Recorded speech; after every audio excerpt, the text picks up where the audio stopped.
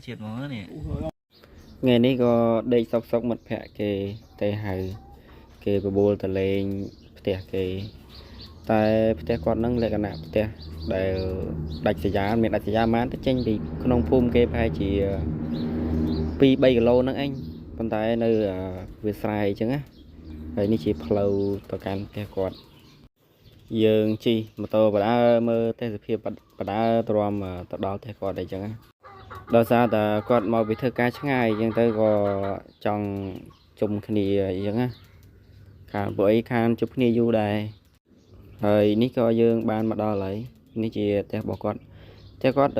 លក្ខណៈនៅវាស្រែអញ្ចឹងណាស្ងប់ស្ងាត់ល្អហ្មងនិយាយទៅនៅជុំវិញផ្ទះគាត់ហ្នឹងគឺសិតតែវាស្រែហ្មង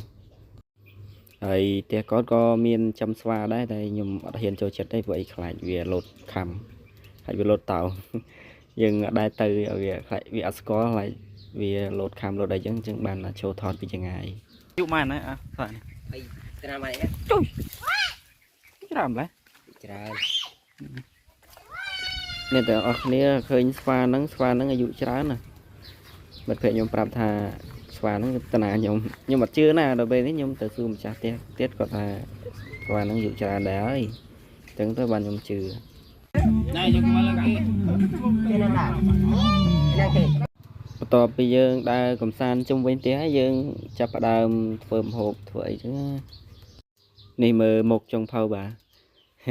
និយាយទៅចុងភៅមានច្រើនអ្នកបងប្អូនយើងជួយគ្នាម្នាក់ម្ដាយអ្នកមួយជើងទៅដើម្បីឆាប់បានហូបទាំងអស់គ្នាចឹង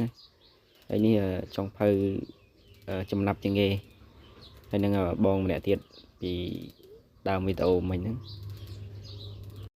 បន្ទាប់ពីយើងហាន់សាច់ហាន់អីរួចយើងចាប់ផ្ដើមឆានឹងឆាអីនេះសំគ្រឿងសំអីចុងភៅហើយជាតិមកនេះ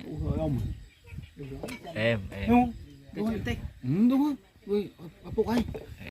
ហ្នឹងហើយបងប្អូនវីដេអូមានតែប៉ុណ្្នឹងទេហើយអរគុណសម្រាប់ការទស្សនាអញ្ចឹងហើយបងប្អូនជួយ like page ហើយនិង subscribe ខ្ញុំម្នាក់មួយផងដើម្បីជាកម្លាំងចិត្តដើម្បីធ្វើវីដេអូបន្ថែមទៀតបន្តទៀត